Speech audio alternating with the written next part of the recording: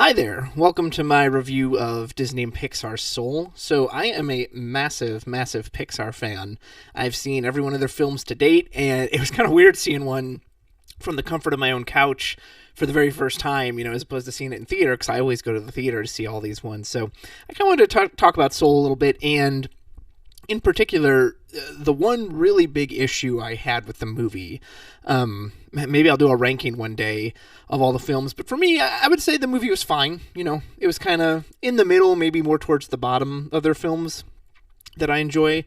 And a big part of that was this big thing that at least so far I haven't seen anyone else mention before, so maybe I'm crazy. Maybe it's just me this bothers. But, to me, there is this very big plot hole in the film.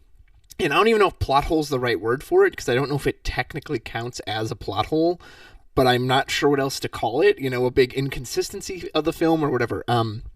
So major spoilers for this. If you haven't seen Soul and you would like to see it, I highly recommend, you go out and see it on Disney Plus, maybe come back and watch this video later, but I'm going to spoil everything, so that's your warning. If you don't want spoilers, go somewhere else. Okay, so the entire premise of this film, it happens in the first 10 minutes, is that our main character, Joe Gardner, is that he gets the gig of a lifetime, playing in this jazz quartet, and he falls down a manhole in the middle of the street and he dies. And so kind of the whole point of the movie is that he has to find a way, back to his body to try to, make the gig that he wasn't going to make.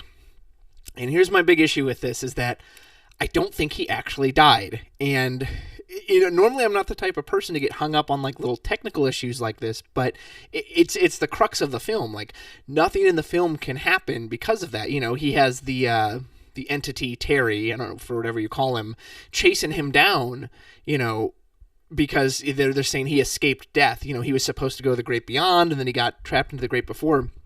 But here's the thing, I don't understand how he is dead, because later, he's trying to get back to his body, and he goes into what they call the zone, and he's able to use a connection from the zone to find his body and basically get back into his body, in which case he ends up in the body of a cat, and then 22 ends up in his body, shenanigans ensue, etc. But here's the thing, I don't understand that, because what that implies is that if he's able to get back to his body, that he's not dead. And, they kind of try to make that a thing in the film, is that, oh, he is dead, but he's just like cheating somehow by going back to his body. But that doesn't make any sense to me. So first of all, obviously someone would have had to have seen him fall in the manhole, right? Because otherwise, how on earth did this all happen within like a few hours? And then when he starts to regain consciousness and connect to his body, he's in a hospital room. He's tied to a heart monitor, which is already beeping, so he's alive. So, and he says he can smell like the hand sanitizer. And the doctors even comment as he kind of like mumbles in his sleep. They're like, oh, the therapy cat's working. Like, we got to notify his next of kin and everything. But that all implies that he's not dead. So if he's not dead, then why is Terry hunting him down in the movie? Why is the whole point of this film of him trying to escape death? Doesn't make any sense, because he obviously didn't die in the first place. And if you think about it this way too, that he's able to, when he gets his soul back into his body, or 22 technically takes it over, she gets out of the hospital, and yeah, there's a lot of funny shenanigans where like she has to learn how to be in his body, but that body walks around just fine. She doesn't complain about it being in pain or anything, so it makes you wonder, so then how did he die? Because he clearly didn't have injuries serious enough to keep him, like, he's able to get right out of the hospital bed and walk out of the hospital. And he goes on to do his jazz show that night and everything else he does. So he's obviously not injured. So in which case, well, how did he die? When he fell down the hole, was it the impact? Was it the internal bleeding? Did he just hit the ground from such a tall height that it instantly killed him? But he's obviously not dead. So then it makes no sense why Terry is hunting him down, and he's got this whole quest to get back to being alive when he's clearly not dead in the first place. And when Terry finally catches him at the end, he's like, you cheated, Joe. It's like, he cheated? Bullshit. You cheated. This man is not dead, and you're making him go through this whole thing like he's put on that treadmill to the great beyond as if he's just dead and he's gone, when he's clearly not. So again, the whole premise of this film just did not work for me, because either he's dead or he's not. Like, I don't see how. And here's the thing too, like, not to get super technical about it, but if he was actually dead, like let's say he was dead on impact when he fell down the sewer, then whoever found him to send him to the hospital, they wouldn't have put him in a hospital bed with a heart monitor and with like someone looking over him. And his heart is still, but he's clearly still alive. They would have sent him right to the morgue if they find a dead, if technicians find a dead body in real life, they don't say, well, let's put it in a hospital room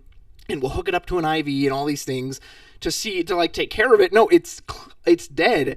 So in which case he can't be dead. So if he's not dead, then what is the point of this whole movie, and how does all this stuff happen? And how do these people, like, again, why does Terry hunt him down like you're cheating death? No, he's clearly not. Like, he's clearly alive. So that just took me out of it so much. And that really bothered me. And again, normally I try not to get hung up on technical things. I very much believe in, suspend your disbelief. You got to buy into the story. But that was the whole premise of this story, is that, hey, you had this thing, you blew it, you weren't watching where you're going, now you're dead. And so he has to go through all these shenanigans. But he's not dead. So that just really took me out of it. And yeah, that was a major bummer for. And the thing is, like, my girlfriend and I were talking about, she's like, well, maybe he's like in some kind of limbo. It's like, okay, but then why wouldn't he be in limbo? Like, the movie doesn't tell us that. It puts him on that treadmill to the great beyond, and unless he runs backwards and basically jumps off of it, he's about to get, sucked away to whatever that leads to. So, yeah, like that to me stood out like a sore thumb. That, again, where is this premise even coming from? The premise is that he died, and now he's cheating death to get back, but he clearly isn't. So that just really bothered me. Another thing that kind of didn't work for me as much on this film, Pixar films, I'm not much of a crier, but Pixar's definitely gotten me to, I don't know if I've ever shed a tear, but I've gotten very close. I'll get super misty-eyed and super, oh, it's so dusty in here, and, you got to wipe your eyes out. I've gotten very close on quite a few films, because they usually have such a great emotional impact, great emotional story to them, and this one just kind of fell flat for me. The emotional message at the end is basically, so, Joe has his message and 22 has her message. Joe's message is basically that, like, hey, don't take the little things in life for granted. Appreciate everything you've got. Life is beautiful kind of thing, which is fine. Although Joe didn't really strike me as a character who didn't appreciate all those things. Like, he clearly loves jazz, he gets into it. He gets so excited about it, and then they have this scene where he finally gets to this gig and he's very unsatisfied afterwards, which I didn't quite understand. Don't get me wrong, I get that that's a real thing for people, is when they've been wanting something for so long and, and then they finally get it and it's not nearly as exciting, it's not what they thought it would be. It's not what they built it up in their mind.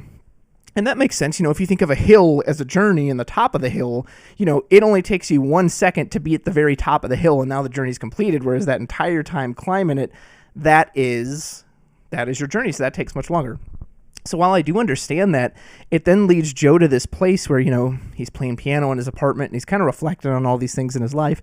And it's really beautiful, but then it causes him to go to the great before with 22 and basically commit suicide and sacrifice his life so that she can go have this life. And I don't know, like, that moment just didn't work for me. It was just like, as much as this man, like, loved his jazz and was looking forward to it just, to me, kind of came out of nowhere that he would suddenly be willing to be like he just calmly tells her, like, go ahead. I've lived a life. Like, what? Like, that's a huge decision. Like, I know we kind of got to give movies this leeway of, like, they're trying to tell this big emotional thing in a condensed 2 hours or so. So I do understand that, but that just, it's like, you're going to basically commit suicide. You're going to give up your life that you've been waiting for. So this person, like, I don't know, that kind of bothered me. It just didn't have an emotional weight for me. And the other thing too is, and I talked about this with a friend of mine, that he thought when they're inside, like, 22's subconscious or whatever, her shadow realm, where, all the shadows are swirling and all these people telling her, you're not good enough and da-da-da-da-da. And my friend was telling me that was really emotionally powerful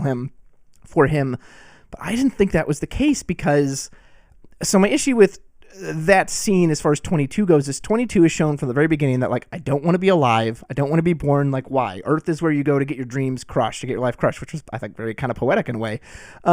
And she's made it very clear, I'm happy just being here. Like, I'll get you this thing. And then, of course, her story is that, when she actually gets to experience life, she realizes the wonder of it. And that's all fine.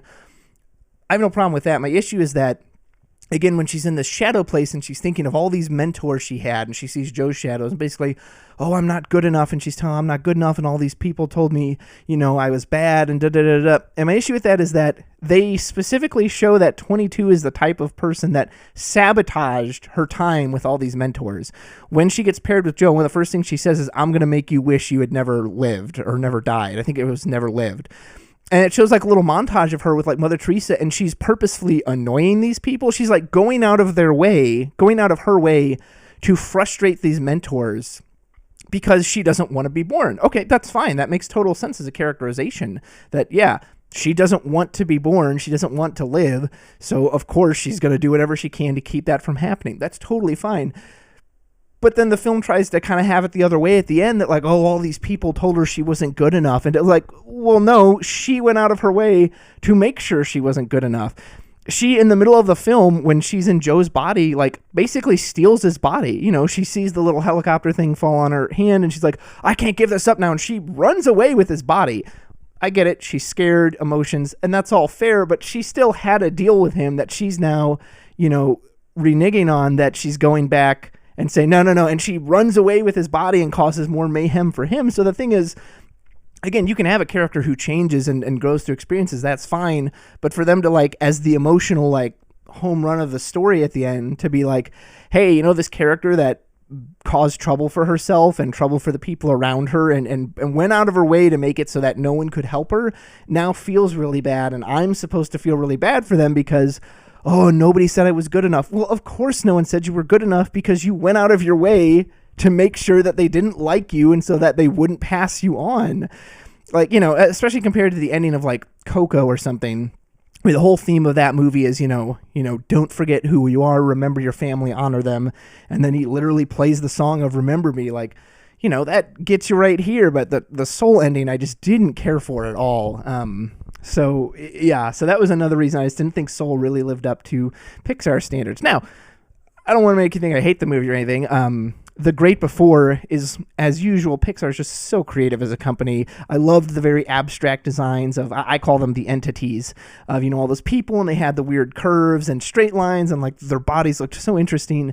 And I love the voices of all of them. Like I love the little Terry guy, and he's got his abacus, and he's counting all the souls, and wait, one's missing, and how they trick him in the end. Like that whole area was really inventive.